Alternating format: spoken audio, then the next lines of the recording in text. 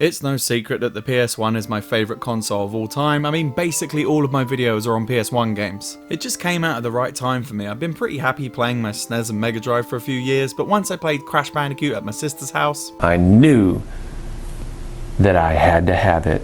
And a full 2 years after its release, I finally got a PS1 with Crash Bandicoot, and there was no turning back from there. I still get nostalgic looking at all the games on my shelf, and that's probably why I put my PS1 games right next to the desk where I do my gaming, so I can look over every now and again and get a little smile thinking about all the happy memories I have playing it with my family, friends, and on my own. I was going to do a top 10, but then I thought, why not do a top 25, as there's so many goddamn good games, and I've just got to go all the way for the PS1. Buckle up, because this is probably going to be quite the long video, and leave your own lists down in the comments below, as I'd love to hear your favourites, because I can guarantee your list will be completely different to mine. Anyway, without further ado, let's talk about my top 25 PS1 games.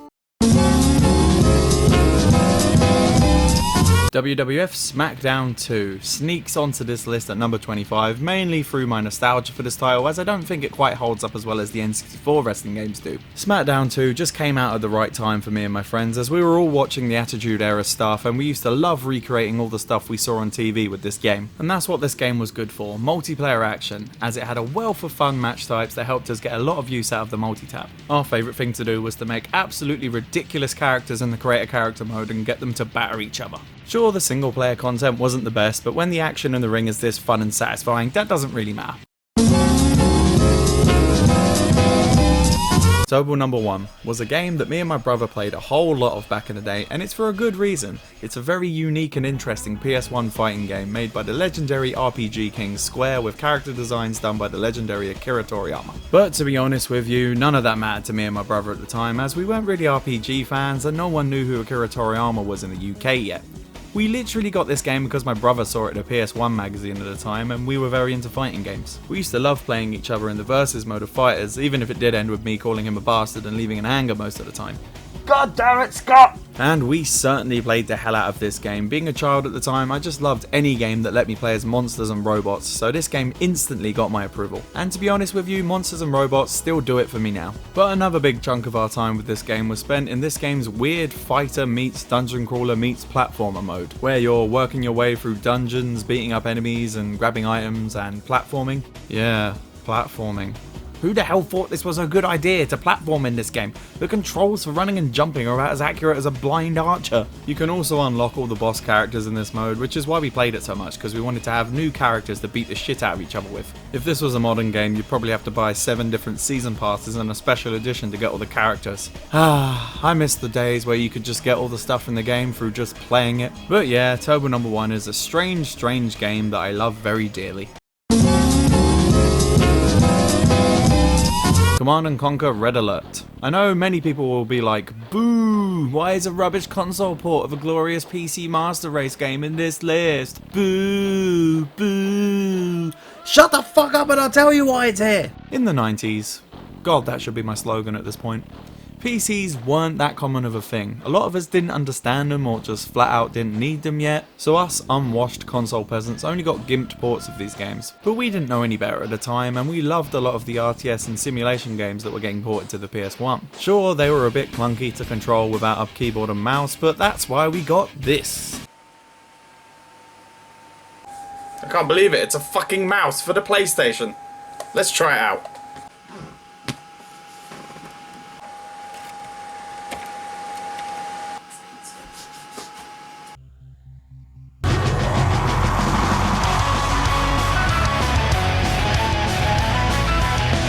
God, that mouse really does make things a whole lot easier. Westwood did a really good job of translating the Command & Conquer games over to the PS1, and Red Alert just happens to be my favourite. How can you not love these absolutely beautiful, cheesy FMV cutscenes? Commander, the last transmission?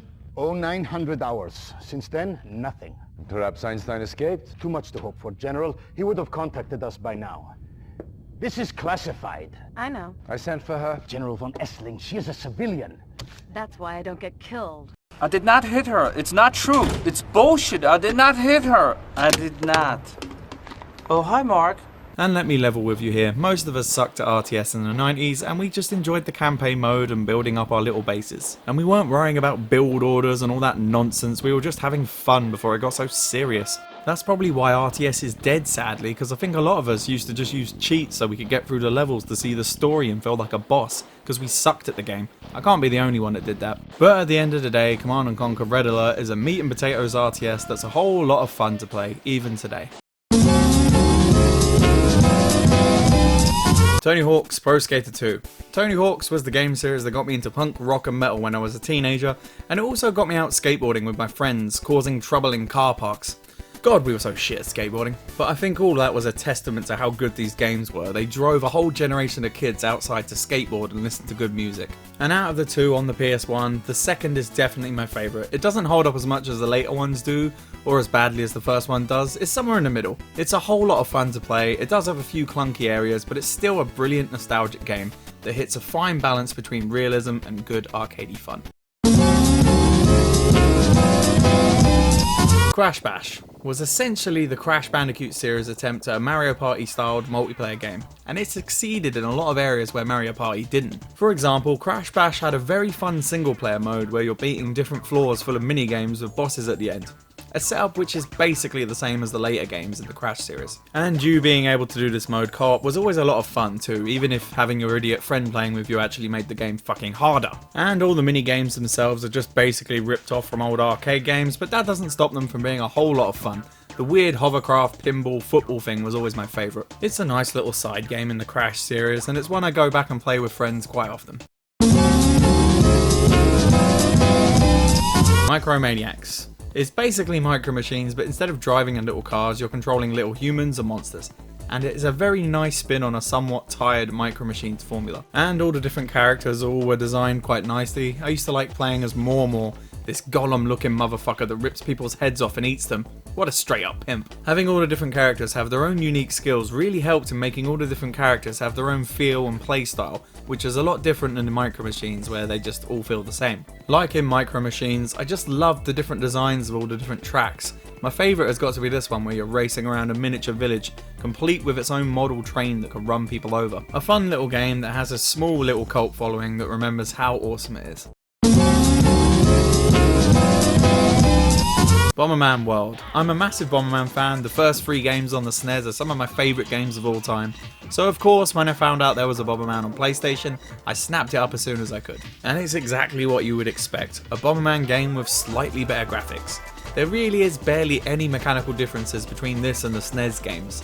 And I'm okay with this because that's all I wanted out of a Bomberman game. The formula's great and doesn't need no changing. But there is a few annoying bits in this game that stop it from being as good as its 16-bit counterparts. First off, the controls just feel a little bit off. There's something about it that just feels a bit janky. Sometimes you'll be trying to get around a corner and it can feel like you've got stuck, and this can get you killed sometimes. Secondly, why did Bomberman need a voice? Listen to this. It sounds like an old school English housewife that's accidentally left her potatoes in the oven too long.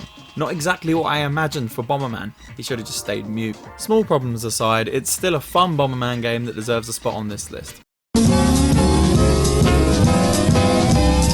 Hogs of War, a game that I literally bought because I was the biggest Rik Mayall fanboy in the world, and am I ever glad I did, because this is a fantastic little game. Rik Mayall doing most of the voices in this game really gives the game that classic English comedy charm, and there's no way in hell they would have got away with half the accents he's doing in this game today without the internet going into an uproar. Oh, observe how well-made weapon operates! This game is essentially a 3D version of Worms, with you trying to kill everyone with a vast array of weaponry. The main attraction of this game is its fun single-player campaign, with you trying to take a set of islands in the South Pacific. Very clever, guys. It's always fun taking a run through this mode and naming all your pig soldiers after your friends and upgrading them through the different career paths, and the multiplayer is always good for a laugh too. Definitely a game that holds up today. Theme Park World, another game by the legendary Bullfrog, one of the greatest studios to come out of England. They're up there with Rare in my humble opinion, and Theme Park World is one of my favourite of their games. Theme Park World is a theme park management game with a sense of humour and no sense of reality. Some of the rides you got in this game really would not follow health and safety regulations in the real world. Remember in the old days before health and safety? Remember when it was called common sense? Remember those days? Many years ago when you used to go, look, there's a great big deep hole. Want to step in it? No, I'll just walk around it. I left. And that was half the fun in this game. You wanted to see what crazy rides you were going to get next and what crazy level theme you were going to get next. You really get into this lovely, serene state of mind when you play this game. It's just a fun little chill game, as long as you turn the sound off. Your park has precious few features. It's like Norfolk with a gate. Yeah, nigga, I'm still fucking with you. Still waters run deep. Still Snoop Dogg and D.R.E. Nah, nigga. Guess who's back? Still doing that shit. Micro Machines V3.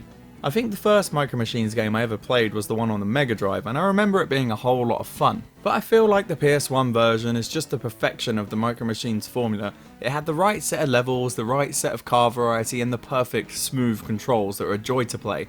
And that stuff really makes this game the perfect party game. It's so simple, anyone can pick it up after one race. There was enough single player stuff to keep you going, and the multiplayer fun is virtually endless. I still to this day bust this game out when I've got friends over for beer and video games. Who doesn't love blowing their friends up with mini tanks? No one, that's who! Crash Team Racing. Another Crash game that basically rips off a Mario side game and does a pretty good job at it. This is a very good Mario Kart clone that puts his own spin on the kart racer formula. This game has your usual Grand Prix mode stuff like you would get in any other kart racing game, but it also has a full-on adventure mode with challenges and bosses. And this is really the game's big draw, even if this mode is very similar to the adventure mode in Diddy Kong Racing, but I think it does enough to be not a straight up clone. I always loved finally being able to play as my favourite bosses from all the Crash games. My favourites to play as had to be Dingodile and Komodo Joe. Sure, the game's controls can be a little bit stiff, but this game is still a whole lot of fun to play now. Rayman.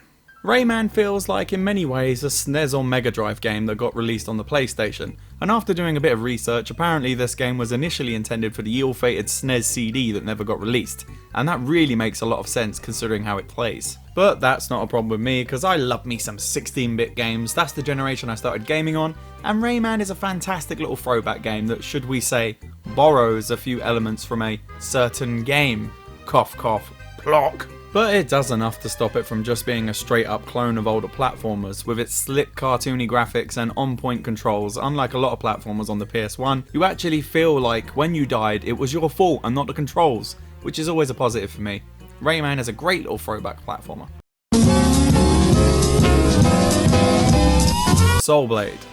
The first entry in the Soul Calibur series, and good lord is it a fucking good one. The fighting mechanics are smooth and bloody perfect, you just feel like a complete badass when you play this game. It don't matter which character you pick, you'll pretty much instantly be able to start doing some awesome moves. It's a very noob friendly game, but it also has a lot of depth for people who want to get deep into the game's systems. The fighting setup in this game is so perfect, basically all the future games have essentially used the same battle system with only tiny tweaks to the formula. This game is pretty high up on my list of PS1 games, and that's because I can just bust it out whenever I have guests over that want to play some PS1 fighting games. It's the perfect beer and pizza kind of game. And I may have already said this in my PS1 fighting games video, but it's a point worth saying again. This game has the best fucking theme tune ever. Transcending history and the world, a tale of soul and swords, eternally retold.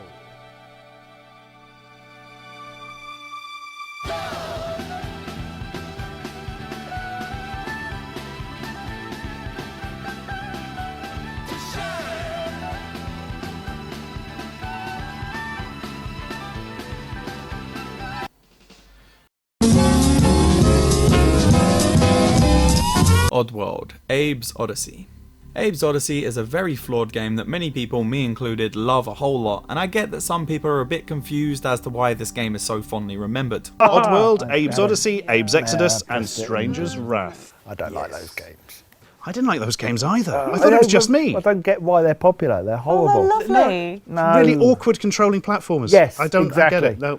I get the criticism that the game is a platformer with awkward, dodgy controls, and I'm not going to deny that, but I think me and most of the other people take this game in a completely different way than its critics. I feel like it's more of a puzzle-solving platformer where the actual platforming is kind of secondary to you trying to figure out what you've got to do next. It just feels like the platforming is just a vehicle for something that's more of a puzzle-solving game. And at times it really does kind of feel like a stealth game with you trying to avoid your enemies rather than just killing everything you come across. your character is powerless, and this was a feeling that I hadn't gotten in a video game before. Sure, the game could at times be fucking infuriating with its checkpoints that require you to redo what you just did over and over again, but that's part of the challenge of the game, and I feel like it's part of the point of the game. It helps you feel like your character, powerless, stuck in a terrible situation. This game's bleak atmosphere and gallows humour is just part of what I find appealing about this game. I mean, here's your character stuck in a life or death situation, and there's a fucking fart button.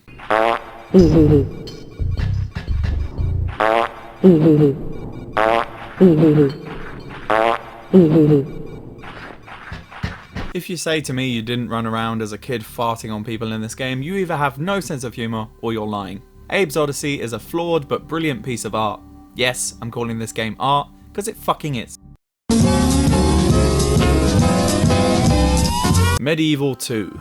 Medieval 2 is a game that has a lovely dark atmosphere and look, and it really gives off that kind of Tim Burton animated movie vibe. And it also has a brilliant British dark sense of comedy to it, which really makes for an extremely charming game. I mean, it's a game where you essentially play a bag of bones, so of course childhood me was gonna love this game. I was down for any game that let you play as some sort of monster or demon. That was my jam. Sure, this game certainly hasn't aged as well as some of the other games on this list. The combat just feels simple and janky, and as with a lot of 3D platformers, the actual control for the platforming in the game is a bit annoying, but that doesn't stop this game from being a really fun time. I mean, who doesn't love chopping zombies into pieces? That shit never gets old.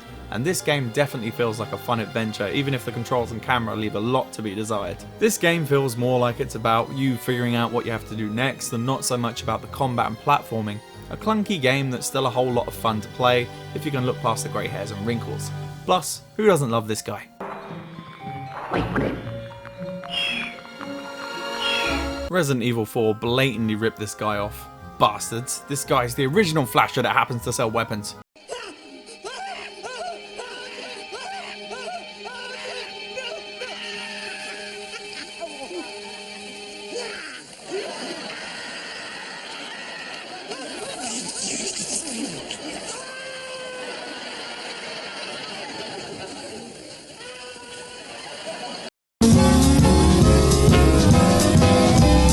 Ape Escape. This game was the whole reason I got my first analog controller, as I bought this game not realising you needed an analog controller to play it. It's got to be the first game that won't work without an analog controller. So obviously I ended up with some cheap third-party controller, as my parents weren't going to pay the ridiculous amount of money they wanted for these controllers at the time. This controller I had is so uncommon that even after pages of image searching I couldn't even find it. But it did the trick and eventually became the gimpy shit controller I'd give to all my guests. Luckily, all the effort to get a controller to actually play this game was worth it, as this game is a fantastic little 3D platformer. You're travelling through time, capturing monkeys with a lightsaber and a magic net, and yes, it's as awesome as it sounds. Chasing the monkeys down basically works like those annoying blue cunts from Spyro, and everything is done using the second analog stick, as this game was designed around it. And it works surprisingly well. It's really satisfying to chase the monkey down and nab it using the net with the analog stick. It's a charming game with fun, smooth controls and simple, satisfying action. You can't go wrong with this game. Pitbull, a unknown sci-fi sports game that no one but me seems to care about, and I can't for the life of me understand why. This is a great game. Maybe it's because it's technically a sports game, but come on, it has a laser ball and aliens shooting magic at each other. It's not exactly FIFA. I still remember the day I got this game in the Woolworths in Bexley Heath. We were just doing some other stuff and I saw this game for cheap on the shelf with a really cool cover, so I asked my dad if he'd get it for me, and he did. And I played the hell out of this game for most of my childhood. It's basically basketball with a laser ball mixed with a Street Fighter-esque fighting system. There's an arcade mode that's like any arcade mode you would get in a fighting game, and a season mode that's more like something you would get in a normal sports game with you climbing up league tables and buying and selling players, and this was the mode I played for hundreds of hours as a kid. I don't know what it is about this game, but I just find the design of all the different races and arenas so interesting. It really got my imagination going as a kid. Before each match in the arcade mode, you'd get stats about the planet you were about to play a match on, and that would get my young mind thinking about what the planet as a whole must be like outside the pitch I was playing on. It certainly helps that pretty much all the races in the game are monstrous aliens. As a kid, I loved any game that let me play as cool looking monsters, and that's something that stuck with me to this day. Sure, this is a flawed game that probably wouldn't be on anyone else's list, but it's a game that I love and means a lot to me. Through the years, I've sold my video game collections because of financial trouble and rebought them again, but I've never sold my original copy of Pitbull. I'm pretty sure it's the only game from my childhood I still own, and I will always own it. Crash Bandicoot 2: Cortex Strikes Back. The third Crash Bandicoot game on this list and my personal favourite of the series. It's safe to say I was a massive Crash Bandicoot fan growing up. Crash Bandicoot 1 was the first game I ever owned on my PS1, and it was the whole reason I got the PlayStation in the first place, as I'd played it around my sister's house. Although I love the first and third Crash games, they both have some problems, and Crash Bandicoot 2: Cortex Strikes Back just feels like the perfection of the Crash Bandicoot formula. All the levels are just a joy to play on, and the control of Crash is just spot on. Some might say this game's a little bit too easy, but that's not a problem for me. Not every game has to be Dark Souls. Sometimes I just want to grab a beer and run through one of my favourite games. Klonoa.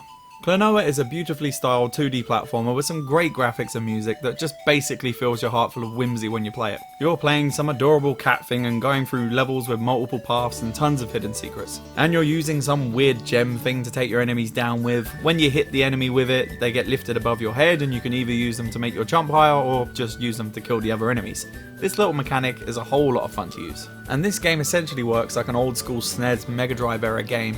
It's not exactly reinventing the wheel, but it's just executed and presented so well that it doesn't matter that it isn't completely original, because it's just such a goddamn fun time. Tekken 3.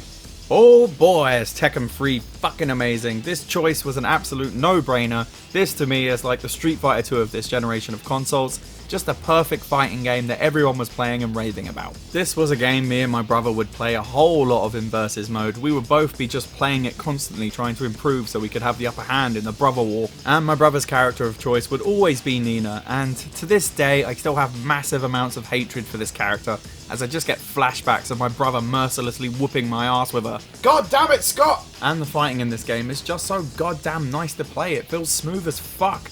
And even if you're an absolute noob at fighting games, you can button mash and have cool shit happen. And that's a testament to this game's awesomeness. And it has a really good roster of characters. This game added in one of my favourite characters, Brian Fury. A perfect fighting game that's remembered well for a reason. Bust-a-Move 2.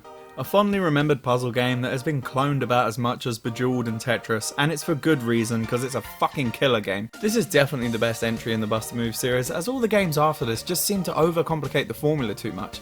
This one just nailed it. I don't know why they couldn't ever capture the magic of this game again. This is a game I used to play with my mother quite a lot, and whenever I play it I just think of us playing it together. Sometimes I'd get home from school and my mum would just be playing Bust-a-Move 2 in the living room. My mum still plays Bust-a-Move 2 to this day. I got her a PS1 a few Christmases ago with Bust-a-Move 2 and Tetris, and she plays it all the time. Whenever I have her over for a cup of tea at the flat, she'll always want a few rounds of Bust-a-Move 2, and she'll start swearing like a sailor when she plays.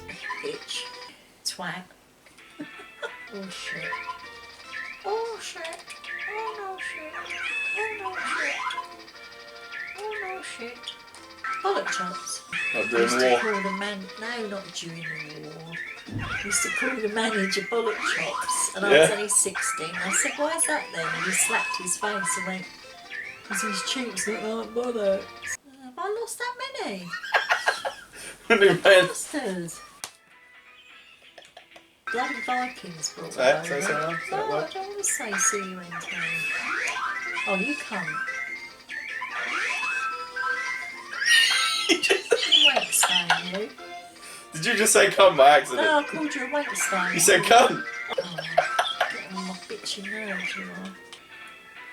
Oh, I got some. Yes! Die, you bastard! Alright, now I got out of it just before. That, oh, you fucking fucked up. No! Violet hit me. Oh, you're making me nervous with all these balls bouncing. You son of a gun. Ah! Shh, it's rude. Oh, shit. Oh, bubbles. I went down his throat. Oh, right, it's down his throat. I thought it was up his arse. I hope it wasn't the one they used up my bum. Pick my nose and flick it. Up you bastard. No, I don't like saying cunt words. And there's one part of the game that used to get us swearing a lot, and that part is what we like to call Dee Dee. A, we called her Dee Dee because she looks like Dee Dee from Dexter's Lab, and B, it really sounds like she shouts, "Ah la la Dee Dee," when she knows she's fucked you over. We used to dread this noise. She's the third character you fight in arcade mode, and she's literally harder than the last boss. Fuck knows why they did this, but it's fucking annoying. But anyway, that arcade mode is probably the reason I come back to this game time and time again, to see if I can beat my high scores and just to have a little fun run to see if I can beat the arcade mode. What an amazing puzzle game Bust-a-Move 2 is. And as a little added bonus, I'm just going to add in my mum telling you why she loves Bust-a-Move 2 so much. You're right, well, mum popped round for a tea, so I thought I'd coerce her into talking about Bust-a-Move 2 for this video. Oh, thank you. So it's alright, mum. Got a nice cup of tea, so tell me why you love Bust-a-Move 2 so much. Don't know, it's just a really brilliant game. It's good hand-eye coordination, good skills. Thoroughly enjoyed it, still enjoy it today. Loved it when you were younger. Yeah, because you could beat me at it. Yeah, I could. I was a star with his mates because they all thought his mum was cool because she could get all the way to the spaceship at the end. We're all rubbish at it. But now I have trouble beating Didier. Is it Didi? Didi. Tell me about Didi. Oh, I hate Didi. Didier. Does she make you swear, does she? Yeah, she does, yes. I must admit I do use foul language. I apologise for that. She never swears, only when we're playing Bust-a-Move. Oh, and the Batgirl, what's that? Whatever, Dracula girl, whatever. The Dracula girl, yeah. And sometimes the ghost. Yeah, the ghost sometimes. And sometimes Scissorman can be a bit of a bastard, yeah. can't he? Yeah. Fucking bastard. Puzzle mode is good. Oh, I yeah, enjoy pretty playing like that, puzzle mode. That's why I used to come home and come home upstairs, go up the stairs, I'd hear pew, pew, pew, pew, pew.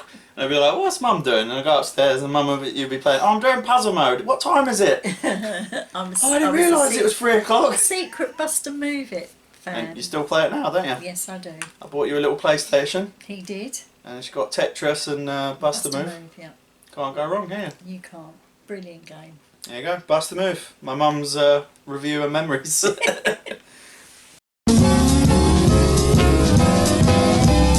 Spyro 2 Gateway to Glimmer.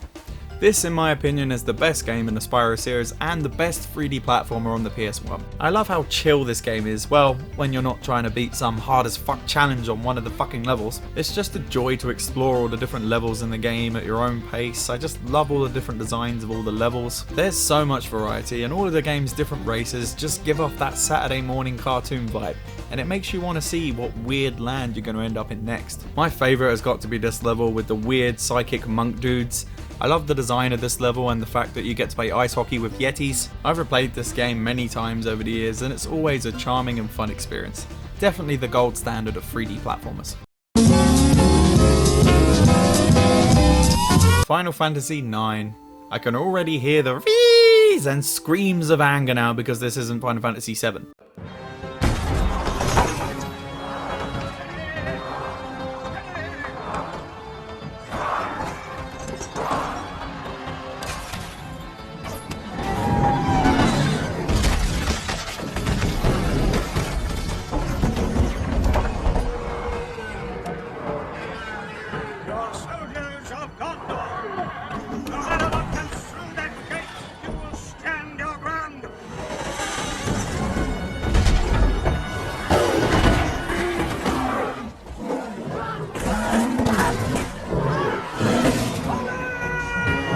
Right, give me a second and I'll explain why this is here. First off, it's my fucking list, and it's about games I personally enjoyed, and I personally really don't like Final Fantasy VII. There's still time to recant of your heresy, Mr. Fish. If you acknowledge that your opinions were misguided, evil, contrary to the law of God, then you will be spared the great pains you must otherwise endure. The Lord is my shepherd. I can want nothing. He feedeth me in green pastures.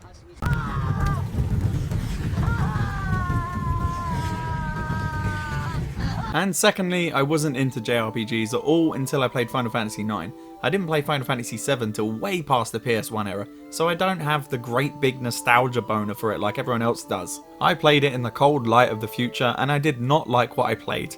I found it to be clunky, but if I played it growing up, maybe I would have liked it more. But I didn't, so there you go. But as I just said, Final Fantasy IX was my first experience with a JRPG, and I fell absolutely in love with this game's setting and music and story. I just got sucked in, even if I was a JRPG retard at the time who didn't even understand the concept of level grinding. Oh, poor naive younger me. I remember asking one of my friends to help me with a boss I was stuck on, and when he came over and looked at my game file, he was horrified by what he saw. He was like, The reason you can't beat this boss is because you haven't level grinded at all and you're a ridiculously low level, and also you haven't upgraded any of your equipment from the beginning of the game. That's how retarded I was at RPGs. I put that down to me not playing any RPGs when I had my SNES and Mega Drive, as the UK really didn't get a great deal of JRPGs for whatever reason, and my brother was the one who bought most of the games into the house, and he pretty much was only into fighters and platformers, so that's all we had. But Final Fantasy IX eased me in with its simple, elegant combat system that was a whole lot of fun, and wowed me with its challenging and interesting boss fights. Challenging because I didn't level grind. Stupid young me. I used to love running around trying to beat everyone at Tetramaster, this game's own little card game, which was really fun. And also this game has one of the best characters in Final Fantasy history, Vivi. Vivi's my homeboy. It's a great classic game that deserves a spot up near the top of my list.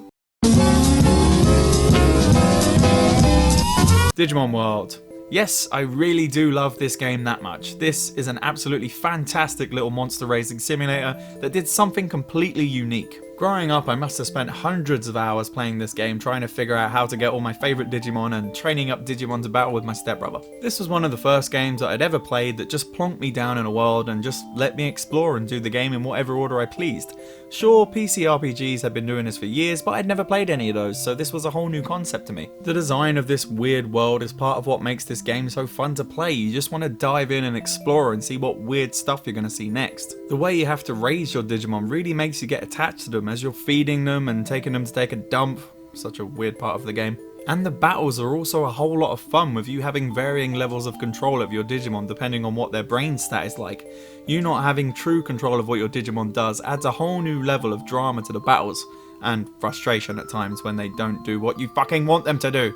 But it's all part of the fun. I do feel like a lot of the mystery of this game is kind of ruined by the internet, as you can just look up how to do everything in the game, but back when it came out I didn't have any of that, and it made the game about 50 times harder, but that was part of the charm. Playing this game now with the internet was a doddle, as I can just look up how to get exactly what Digimon I want, but playing it back in the day you'd just be guessing as to what stats you would need to get what you wanted. And another fun element of this game was its town building aspect. Recruiting new Digimon to your town and seeing your town get bigger and bigger throughout the game was always a lot of fun. This is just a game that has so many layers to it. It's such an interesting and somewhat underappreciated PS1 gem. This is a game that I replay pretty much every year, and that's because it's a game that still holds up now, and that's why it's so high on my list, but it was just barely beaten out by another similar type of game. Monster Rancher. Monster Rancher is my favourite PS1 game of all time, and for good reason, as it's another very unique game that plays like nothing else on the PS1. This is a game where you get new monsters by putting in other PS1 games and CDs, and that's such a weird and interesting way of doing it. It's always cool chucking in a disc and seeing what random weird monster you were going to get. I used to spend hours and hours cross-legged on the floor trying out CDs to see what monsters I could get. I would constantly raid my parents' CD collection to see what monsters were going to be in them. Obviously this is a very cool gimmick, but it wouldn't mean nothing if the actual gameplay was bad. But that isn't the case here. The gameplay, in my humble opinion, is absolutely perfect and addicting. It kind of feels like a Monster Ranch simulation game with you trying to train your monster well so he can win tournaments and get you enough money to survive. And I mean survive, because if you run out of money in this game, that's it, you're dead. And it's easily done if you train a few shit monsters in a row. The fact that all the different monsters have completely different personalities really gets you attached to the little bastards. You might have a little loving creature that's a joy to raise, or you might get a grumpy cunt that won't do anything you tell it to. And this really makes every monster feel completely different. You have to train them all completely differently, as every monster has stats and strategies that it favours. I just love the designs of all the different monsters in the game. There's all kinds of monsters to get, and plenty of secret monster races that you can only unlock with certain events that happen in the game. It's always amazing when you just stumble upon an event that gets you a new monster type. The combat in the game is so much goddamn fun. Unlike Pokemon or Digimon, you take direct control of your monster with you telling them what moves to do and moving about the arena. When you get up to the later parts of the game, this combat can get super intense. For me, Monster Rancher is a game that I can constantly come back to and have a lot of fun playing. And after hundreds of hours of playing this game, it's still my favourite PS1 game. Well, there you have it. There's my top 25 PS1 games. I know my list might have had a few unconventional picks on it, but that just speaks to the volume of good games on the system. There's so many that a lot of people's top 25s could almost be completely different. Let me know in the comments below what your favourite PS1 games are. I'm sure they're a lot different to mine. Anyway, thanks for watching, and I will see you later.